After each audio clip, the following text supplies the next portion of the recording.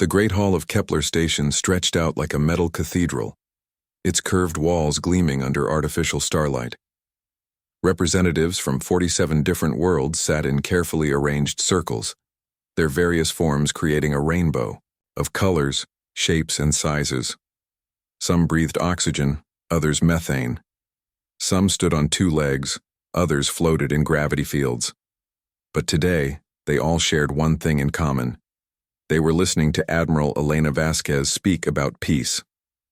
Elena stood at the center podium, her gray hair pulled back in a simple bun, her blue uniform bearing the simple star insignia of the Terran Federation. She was not the tallest person in the room, nor the most physically imposing. The HFY delegation towered over everyone else with their 8-foot frames and scale-covered bodies. The crystalline Zilani sparkled like living diamonds. The gas-form ethereals shifted and danced in their containment suits. Yet when Elena spoke, every being in that vast chamber listened. "My friends," Elena said, her voice carrying clearly through the translation devices, "we stand at a crossroads. For 30 years, the Galactic Accord has kept the peace between our worlds. 30 years without major war, 30 years of trade, cooperation, and understanding." In the HFY section, War Commander HFY shifted restlessly. His red eyes glowed with barely contained anger. Like many of his species, he believed that strength came only through conquest. The idea of humans leading anything disgusted him. Humans were soft creatures, weak and fragile. They had no claws, no scales, no natural weapons. They chose words over warfare, negotiation over domination. "The hegemony grows tired of your empty words, human," HFY rumbled, his voice like grinding stone. "You speak of peace while your species spreads across the galaxy like a plague. You take worlds through diplomacy that we would take through honest conquest." Elena turned to face him calmly. Around the chamber, other delegates held their breath. Everyone knew the HFY had been growing more aggressive lately. Their raids on shipping lanes had increased. Their diplomatic protests had become more like threats. "Commander HFY," Elena said with a slight smile, "the Terran Federation has colonized only uninhabited worlds. We have never taken a planet by force. Can your hegemony say the same?" The war commander's scales flushed darker red. "We take what we can hold. That is the way of the strong. Your peaceful ways are weakness disguised as virtue." "Perhaps," Elena said softly. "But consider this. If we are truly as weak as you believe, why have you never tried to take our worlds by force? Why does the mighty hegemony negotiate with creatures you consider inferior?" The question hung in the air like a challenge. HFY's claws extended slightly. Around the chamber, security forces, a mix of species working together, tensed slightly. But Elena remained perfectly calm, as if she were discussing the weather rather than facing down a being who could tear her apart with his bare hands. "Enough," HFY snarled. "Words, always words with your kind. Let me show the galaxy what happens to those who mistake our patience for weakness." What happened next occurred so quickly that most delegates would later argue about the exact sequence of events. HFY moved with the lightning speed his species was famous for. His massive form launched across the space between them, claws extended, powerful legs driving him forward like a missile. Elena didn't even try to run. She stood perfectly still, watching him approach with something that looked almost like sadness in her eyes. The war commander's claws struck true, piercing through her chest in a spray of red. Elena gasped, blood flowing from her mouth, but she remained standing for several seconds. Her eyes found the nearest camera drone, the devices that broadcast these sessions across the galaxy. "Remember," she whispered, her voice somehow still carrying through her translator even as she died. "They chose this." Elena Vasquez, architect of galactic peace, grandmother to 12 children, author of the Terran Code of Ethics, and the most respected diplomat in known space, collapsed to the metal floor of Kepler Station. Her blood spread in a growing pool beneath her. HFY raised his bloodied claws above his head in triumph. "See how easily the great human peacemaker falls. See how weak they truly are." The chamber erupted in chaos. Some delegates screamed. Others activated emergency beacons. Security forces surrounded Thekvar, though he made no attempt to resist. He had accomplished what he came to do. But across the galaxy, something else was happening. On Earth, in Luna City, on Mars, on the farming colonies of Kepler 442b on Mine, the research stations orbiting distant stars wherever humans lived and worked, people stopped what they were doing. The news spread faster than light itself, carried by quantum communication networks. Admiral Elena Vasquez was dead, murdered, executed on live broadcast for the crime of believing in peace. On Earth, the great cities fell silent. New York's endless traffic stopped moving as drivers pulled over and wept. London's financial district emptied as workers simply walked away from their desks. In the orbital stations above Mars, construction crews set down their tools and stared into space. The reaction was the same everywhere. Not panic, not chaos, just silence. A deep, terrible silence that seemed to spread through human space like a wave. In the Terran Federation Congress, emergency sessions were called. Military commanders who had been retired for decades received activation orders. Research facilities that had been studying peaceful applications of technology suddenly shifted their focus. On the colony world of New Geneva, a mother named Sarah, Chen stopped reading bedtime stories to her children and instead began packing their belongings. When her 5-year-old son asked why, she simply said, "Because someone hurt a very good person, and now we need to show them that was a mistake." Across human space, similar scenes played out. Families saying goodbye as parents reported for military duty. Scientists sharing research that had been classified for generations. Shipyards that had been building cargo vessels suddenly retooling for something else entirely. The alien species watching human space expected to see collapse. They expected to see a weak people falling apart without their leader. The Kethvar hegemony prepared for easy conquests of human worlds left defenseless by grief. Instead, they witnessed something that would haunt their nightmares for generations to come. They saw 4 billion humans across 800 worlds, moving with perfect unity of purpose. They saw a people who had chosen peace not from weakness, but from strength so overwhelming that they had never needed to use it.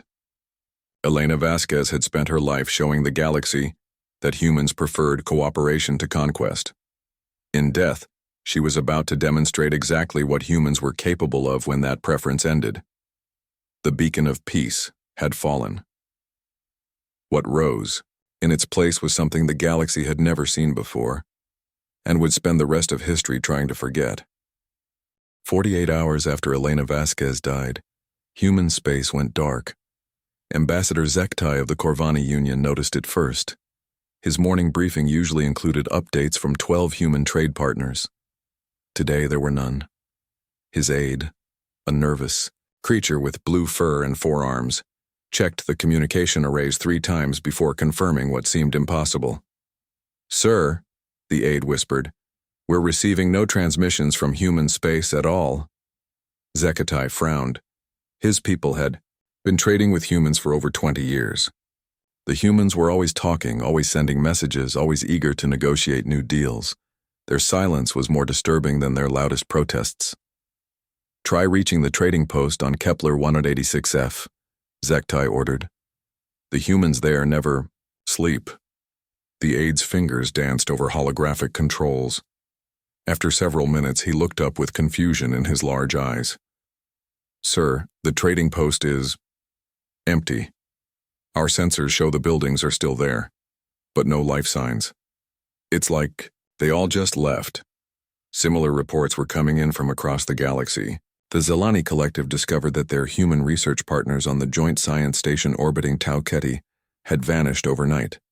The mining cooperative on Glisa 667C found their human engineers gone, their equipment abandoned but carefully shut down.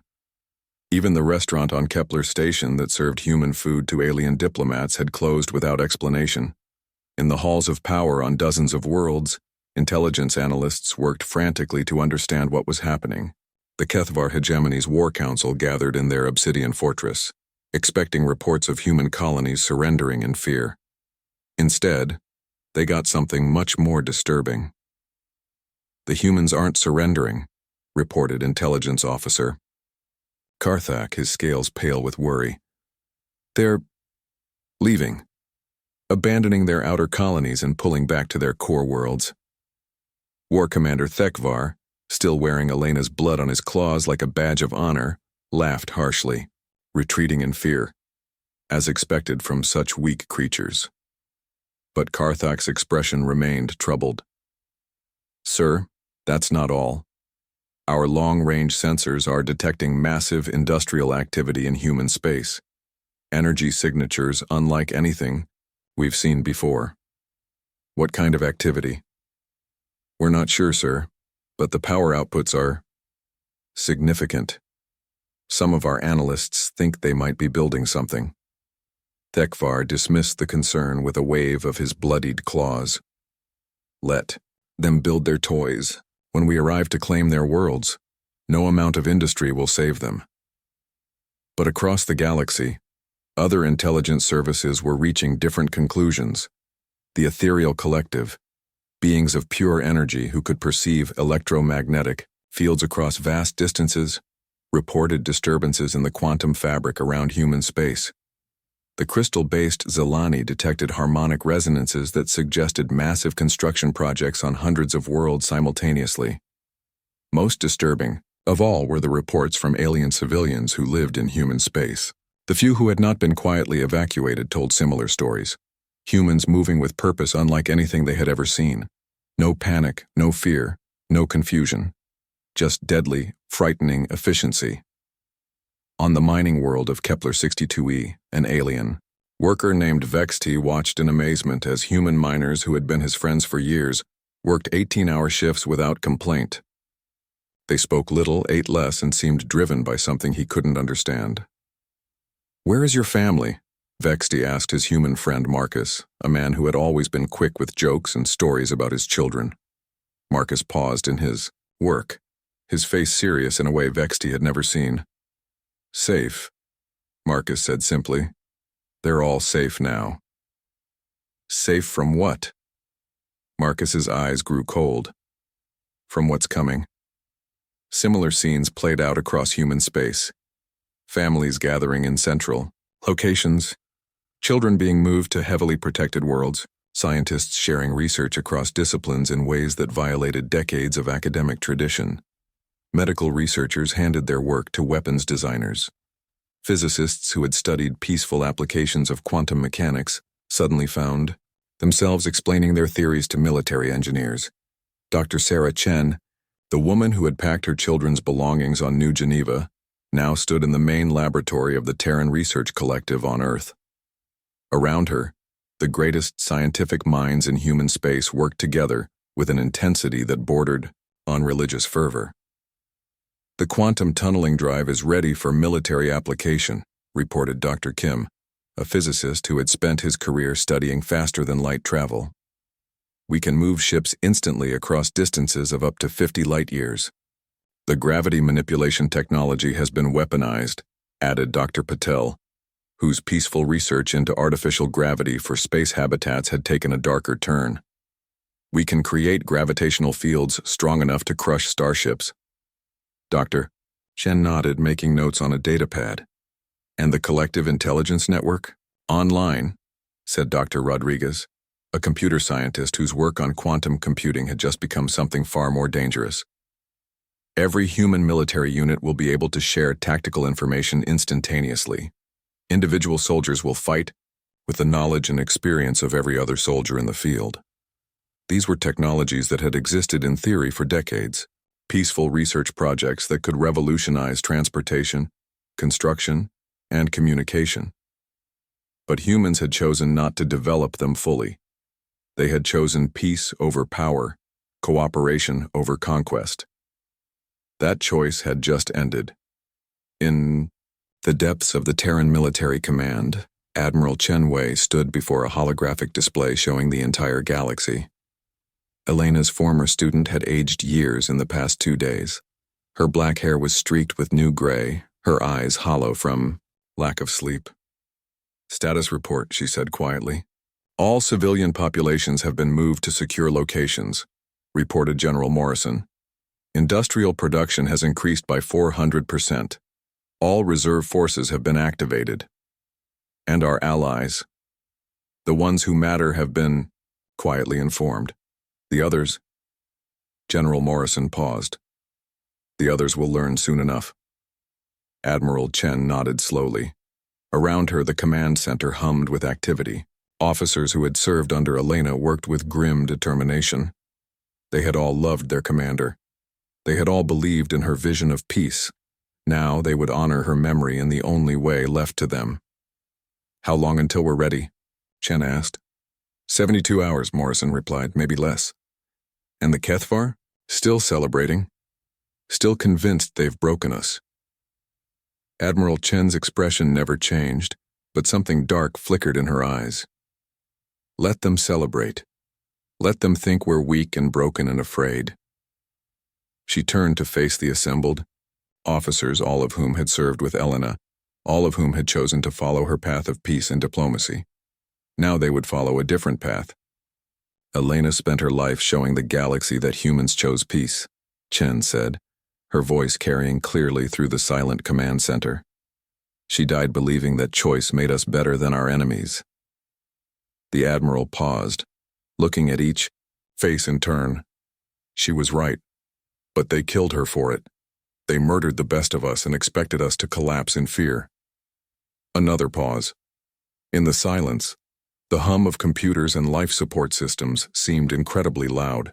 They wanted to see what humans are truly capable of, Admiral Chen said softly.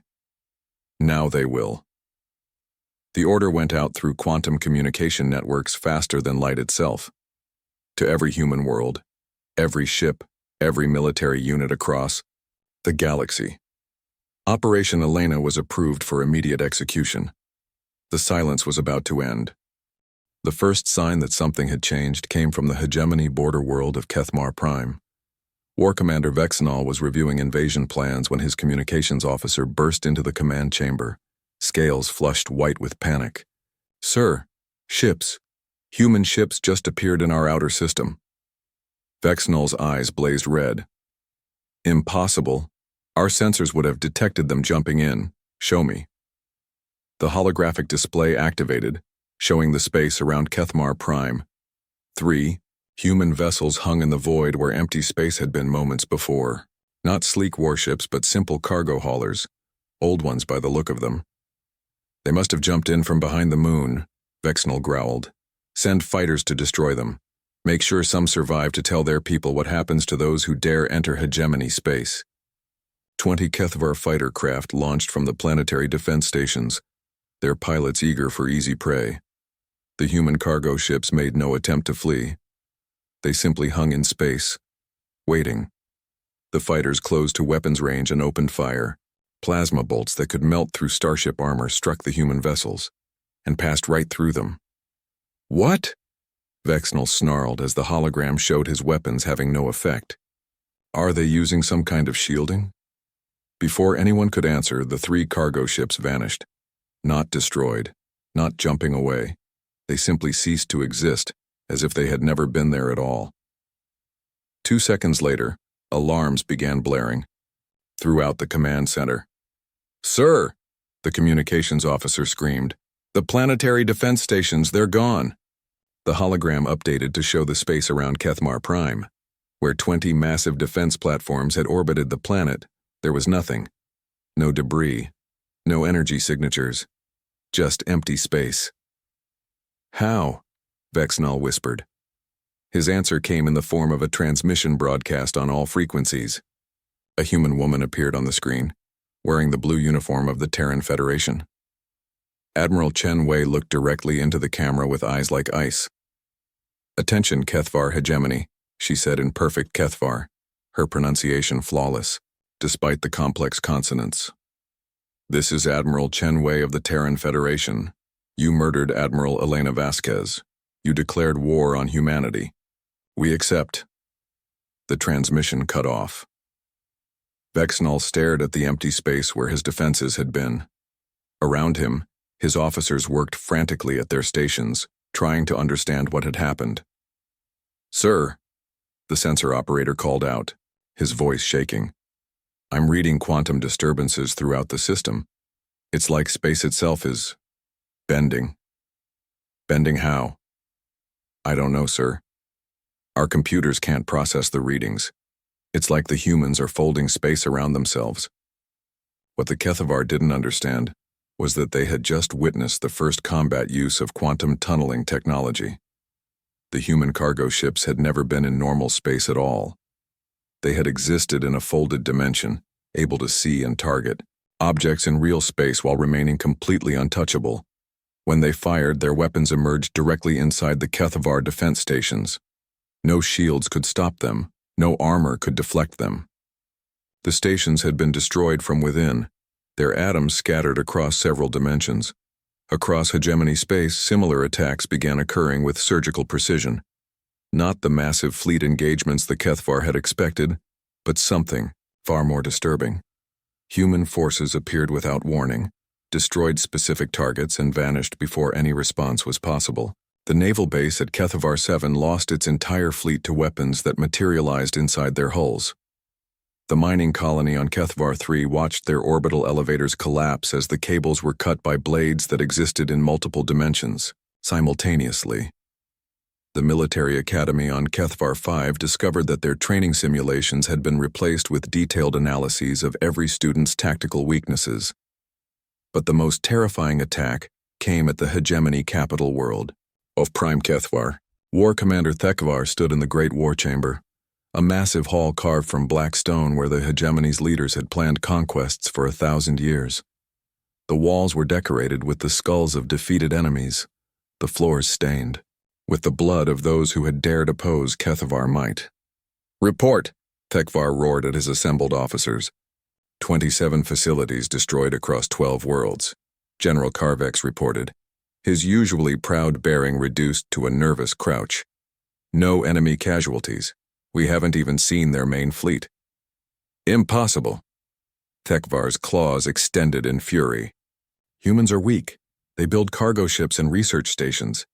Where are these phantom warriors coming from?" His answer came from an unexpected source. The chamber's communication system activated, displaying a three-dimensional image of a human male in military uniform. Not Admiral Chen this time, but someone else. Colonel David Park, according to the insignia on his uniform. "Good morning, War Commander Thekvar," Colonel Park said pleasantly, as if greeting an old friend.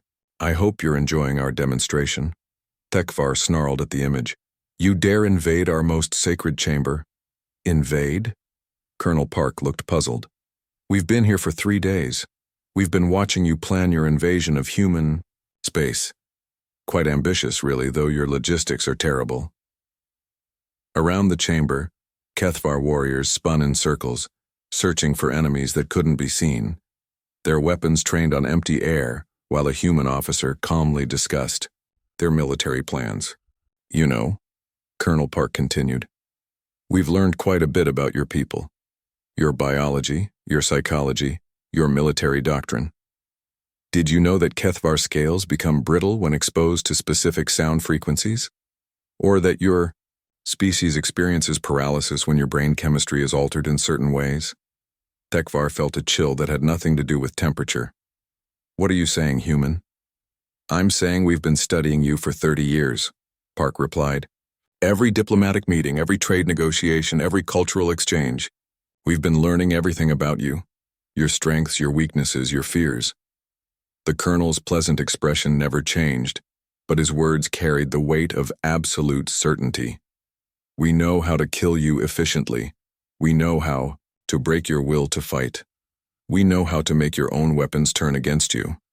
Most importantly, we know exactly how much force is required to stop you without wiping out your entire species." "You wouldn't dare," Thekvar whispered. "Wouldn't we?" Park's image smiled. "Commander, look around your chamber. Tell me what you see." Thekvar's eyes swept the great hall. Everything looked normal. Ancient stone walls, trophy skulls, the sacred altar where victories were celebrated. Then he noticed something that made his blood freeze. Every skull in the chamber was human, Not the alien skulls that had been there for centuries. Human skulls, dozens of them, all bearing small plaques with names and dates. Admiral Elena Vasquez, Colonel Park read from his position in quantum-folded space. Dr. Jennifer Walsh, Ambassador Thomas Chen, Captain Maria Santos. Should I continue? Thekvar spun around wildly. The human skulls surrounded him, their empty sockets seeming to stare accusingly. Each one a human who had died in service to peace, their remains somehow transported across impossible distances to deliver a message.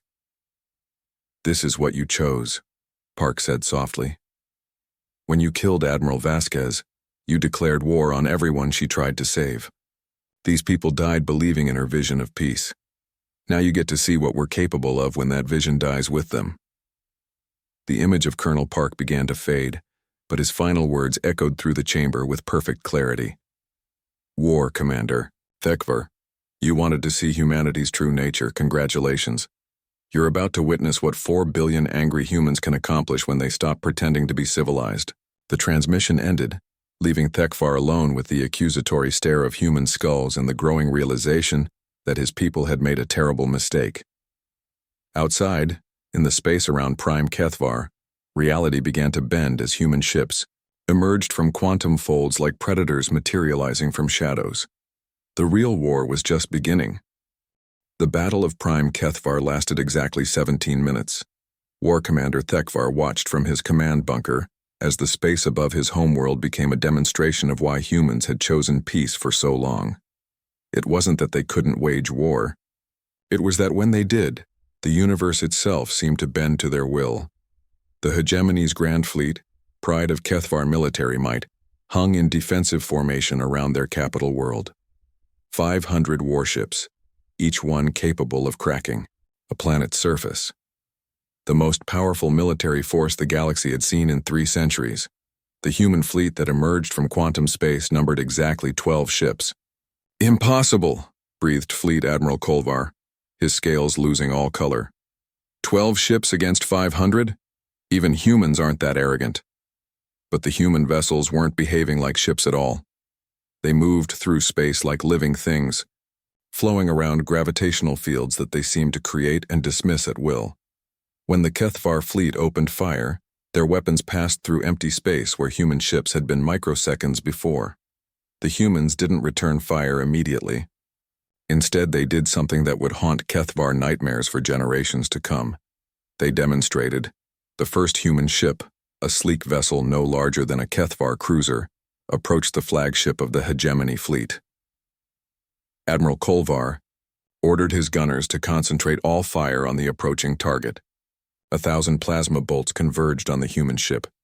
The bolts struck something invisible around the vessel and simply stopped. Not deflected. Not absorbed. Stopped.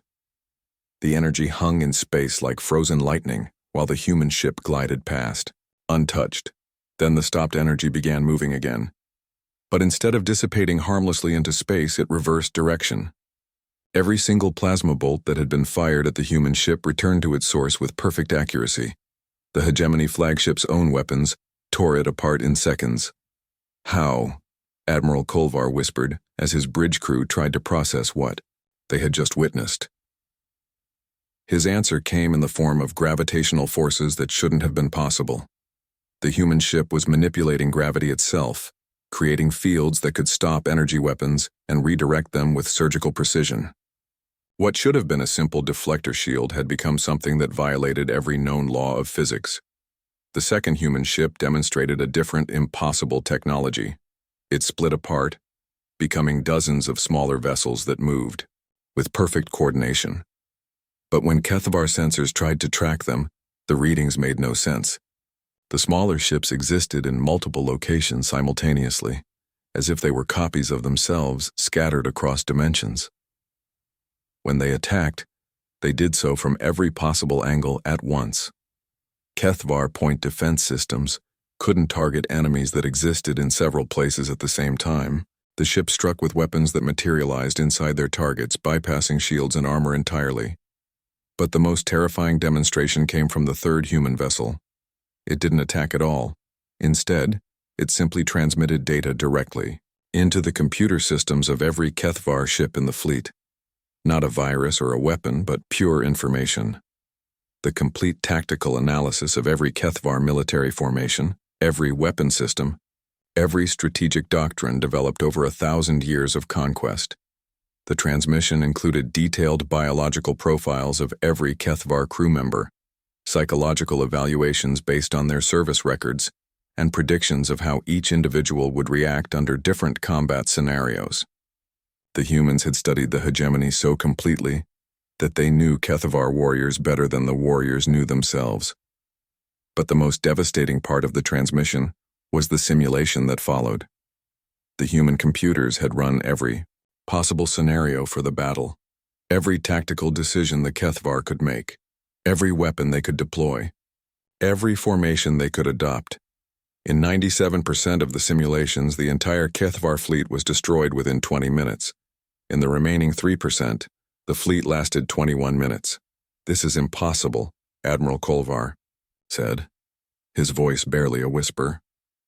No species could have this level of tactical superiority. The answer came from Admiral Chen Wei herself, her image appearing on every screen in the HFY fleet simultaneously. "Admiral Kolvar," she said in perfect HFY, her pronunciation flawless despite the complex throat sounds required. "You're correct. No single species could develop these capabilities alone." The image shifted to show human ships working alongside vessels from dozens of other species. Not conquered forces, but willing allies. The peaceful races that humans had spent decades building relationships with, scientists, engineers, and strategists from across the galaxy, all working together. "Every technology you're witnessing came from collaborative research," Admiral Chen continued. "The Zelani helped us understand crystal-based computing. The Ethereals taught us to manipulate energy fields. The Corvani shared their knowledge of dimensional physics. Even your own people contributed through the cultural exchanges Elena arranged. The truth was devastating in its simplicity. While the HFY had spent centuries conquering and dominating, humans had been learning.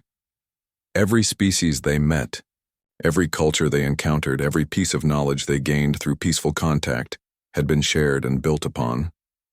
The humans hadn't just studied their enemies. They had befriended their enemies' enemies and learned everything there was to learn about warfare from every perspective in the galaxy. "You see," Admiral Chen said, her voice carrying a weight that seemed to press down on every HFY warrior listening. "We didn't develop these weapons to conquer. We developed them to protect. Every technology you're facing was created to defend the innocent from species like yours." The fourth human ship moved through the HFY formation like a ghost, its quantum fields allowing it to exist partially outside normal space. As it passed each enemy vessel, something impossible happened. The HFY crew simply stopped fighting. Not dead, not unconscious. They simply stood at their stations, staring into space with expressions of absolute wonder. "What are you doing?" "To my warriors," HFY demanded from his bunker. "Showing them the truth," Admiral Chen replied. "Your soldiers are experiencing direct neural interface with human collective intelligence. For the first time in their lives, they can perceive the universe as we do. They can feel the connections between all living things. They can understand what they've been destroying." On the screen, HFY could see his own warriors weeping as they experienced empathy for the first time. The HFY brain was capable of the emotion, but their culture had suppressed it for millennia. Now, exposed to human neural patterns, they were feeling the pain of every being they had ever hurt. "This is torture," HFY snarled. "No, Admiral," Chen said softly. "This is education. We're showing your people what Elena tried to teach you with words. That strength isn't about how much you can destroy. It's about how much you can protect." The remaining human ships had surrounded the HFY fleet in a formation that created overlapping fields of controlled spacetime. The enemy vessels weren't trapped. They could leave whenever they chose. But if they stayed, they would be forced to witness something unprecedented in galactic history. The humans began to sing. Not with voices, but with harmonized energy fields that resonated through quantum space. The song had no words, but its meaning was clear in every language and every mind that heard it. It was a song of mourning for Elena Vasquez, a song of sorrow for all the beings who had died in unnecessary wars, a song of hope for a future where such conflicts might end. And as the song continued, something extraordinary happened. Other species began to join in. Ships from the Corvani Union emerged from hyperspace, their crews adding their voices to the harmony. Zelani vessels materialized like living crystals, their entire hulls resonating with the song. Ethereal beings danced through space itself, their energy forms creating patterns of light that translated emotion into pure beauty. Within minutes, over 1,000 ships surrounded the Kethvar fleet, not to attack, but to bear witness. Every species that Elena had brought together in peace, every culture that had learned to cooperate instead of compete, every being who had been touched by her vision of unity. They had come to say goodbye to their friend, and to ensure that her murderers understood the magnitude of what they had destroyed. "Do you see?" Admiral Chen asked, her voice now carrying the weight of 1,000 species. "This is what Elena built.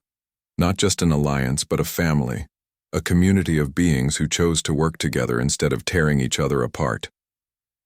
Tekvar stared at the display showing 1,000 ships from 50 species, all united in mourning for a single human female. The sheer impossibility of it overwhelmed his warrior's mind. How could one individual inspire such loyalty across so many different forms of life? She was just one human, he whispered. "No," Admiral Chen corrected. "She was the best of what any of us could become. And you killed her because you couldn't understand that mercy is not weakness, that choosing peace requires more strength than choosing war." The song began to fade, but its echo would continue through quantum space for centuries, a memorial that could be heard by anyone with the technology to listen. "War Commander Thekvar," Admiral Chen said, her image now addressing him directly, "you wanted to show the galaxy what happens to those who mistake your patience for weakness. Instead, you've shown them what happens when real strength is finally unleashed." The human fleet began to withdraw, their quantum fields collapsing back into normal space. But before they left, Admiral Chen delivered one final message. "Your fleet is intact. Your crews are alive. Your world is undamaged. This is not because we lack the power to destroy you. It's because Elena's vision lives on in us. We choose mercy even for those who showed her none." The transmission ended, leaving the Kethvar fleet alone in space with the memory of power beyond their comprehension, and the knowledge that they owed their lives to the mercy of those they had tried to murder. But across the galaxy, other species had been watching, and they had learned a lesson that would reshape galactic politics forever. Humans chose peace not from weakness, but from such overwhelming strength that war became unnecessary. The question now was whether the galaxy would be wise enough to remember that lesson. 6 months after the Battle of Prime Kethvar, the Galactic Council convened in a new chamber built from crystalline materials donated by 12 different species. The old chamber on Kepler Station had been destroyed, not by human weapons, but by the Kethvar themselves in a desperate attempt to erase the memory of Elena's murder. It hadn't worked. If anything, the destruction had only made her sacrifice more meaningful. Admiral Chen Wei stood where Elena had once stood, but the galaxy that listened to her was fundamentally different from the one Elena had known. The war that followed Prime Kethvar had lasted only 3 weeks, but its effects would echo through history forever. The Kethvar hegemony still existed, but as a shadow of its former self. Their military had been systematically dismantled with surgical precision. Their leadership had been replaced with individuals who understood the difference between strength and brutality. Most importantly, their entire culture was undergoing a transformation that would have seemed impossible 6 months ago. Thekvar himself sat in the Kethvar delegation, but he was no longer war commander. The neural interface with human collective intelligence had changed him in ways that his own people still struggled to understand. He had experienced empathy, felt the pain of those he had hurt, and discovered that true strength came from protecting rather than destroying. "Friends," Admiral Chen began, using Elena's traditional opening, "we gather today to establish a new order, not because we wish to rule, but because the old order died with Admiral Vasquez." Around the chamber, representatives from 93 different species listened with an attention that bordered on religious reverence. The humans had demonstrated power beyond imagination, then chosen to use it for protection rather than conquest. The lesson had not been lost on anyone present. The Terran Federation could have destroyed the hegemony, Chen continued. We had the power to crack their worlds, scatter their fleets, and erase their civilization from history. We chose not to, but make no mistake, that choice came with conditions. The new Galactic Accord filled over 1,000 pages, but its core principle was simple. Any species that chose warfare over diplomacy would face the unified response of every peaceful civilization in the galaxy. And at the head of that response would stand humanity, no longer hiding their true capabilities behind diplomatic smiles. The demonstration of human power had triggered a fundamental shift in galactic politics. Species that had maintained neutrality for centuries suddenly wanted alliance with the Terran Federation. Others that had been considering aggression quickly reconsidered when they realized what had happened to the Kethvar. But the most significant change was in humanity itself. The Auran mask was off. The pretense of weakness had been abandoned. When human diplomats now spoke of peace, everyone listening understood that they were being offered a choice rather than hearing empty words. Cooperation brought benefits beyond measure. Aggression brought consequences that defied comprehension. The Zelani Collective has agreed to share their crystal computing technology with all peaceful species, Admiral Chen announced. The Corvani Union will open their trade routes to any civilization that signs the accord. The Ethereal Assembly will provide energy manipulation techniques to worlds willing to use them for construction rather than destruction. These were technologies that could revolutionize entire civilizations. Faster-than-light communication, unlimited clean energy, matter manipulation on a quantum level. The humans were offering to share the fruits of their peaceful cooperation with anyone wise enough to choose the same path. But the offer came with a price that some species found difficult to accept. In return, Chen said, her voice carrying the weight of absolute certainty, any species that signs the accord agrees to submit to human oversight of their military capabilities. We will monitor your weapons development. We will observe your fleet movements. We will ensure that the mistakes of the past are not repeated. The chamber erupted in protests from several delegations. The idea of human oversight was difficult for proud species to accept. But Chen raised her hand, and the protests died away, instantly. This is not negotiable, she said simply. Elena believed that beings could choose peace of their own free will. She died for that belief. We will not make the same mistake twice. The threat was unspoken but perfectly clear. Any species that refused oversight would be assumed to be planning aggression. And the galaxy had seen what happened to those who chose that path. One by one, the delegations signed the new accord. Even the Kethvar, represented by Thekvar himself, pressed their claws to the document that would fundamentally reshape their civilization. As the ceremony concluded, Admiral Chen made one final announcement that surprised everyone present. The Terran Federation is establishing the Elena Vasquez Institute for Galactic Peace. Its mission will be to study conflict resolution, cultural understanding, and cooperative development. It will be staffed by representatives from every species in the Accord, working together to ensure that Elena's vision becomes reality. The Institute would become the galaxy's most prestigious center of learning, its graduates serving as diplomats, mediators, and peacekeepers throughout known space. But its true purpose was simpler: to remember.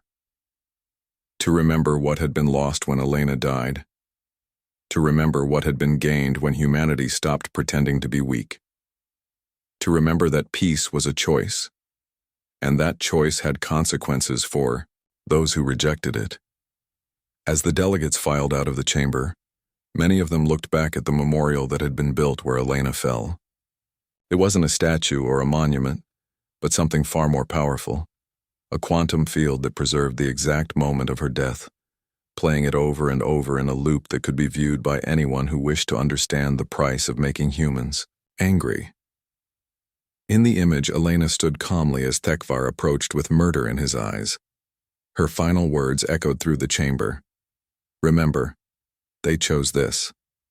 Those words had become the unofficial motto of the new galactic order. Every species knew them. Every leader understood their meaning.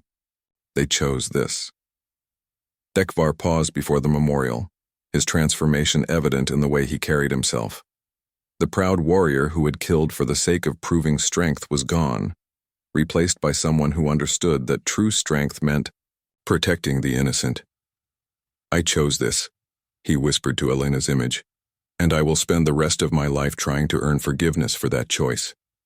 He would never receive that forgiveness from Elena herself, but in the years that followed, he would become one of the Institute's most effective teachers, helping young beings from across the galaxy understand the difference between power and wisdom. The war was over. The hegemony was broken. The galaxy was at peace. But in human space, families still mourned their beloved admiral.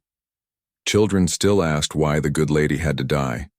Scientists still worked on technologies that could have saved her if they had been willing to use them sooner. The lesson was learned, but it had come at a price that could never be repaid. On Earth, in the garden where Elena had grown roses during her rare moments of leave, a simple plaque marked the spot where she had once spoken of her hopes for the future. The words carved into the metal were the same ones she had whispered as she died. Remember, they chose this. Beneath that, in smaller letters, was the promise that had reshaped the galaxy. We choose better. The galaxy had witnessed humanity's wrath in the wake of their leader's death. Now it would witness something even more powerful, humanity's determination to ensure that such wrath would never be necessary again. Elena's vision of peace lived on, but it was no longer sustained by hope alone. It was protected by the absolute certainty that anyone who threatened it would face consequences beyond their ability to imagine or survive. The humans had returned to their diplomatic ways, but the galaxy would never forget the brief, terrifying glimpse of what they were truly capable of when their patience ended. And in that memory lay the foundation of a peace that would last for 1,000 years.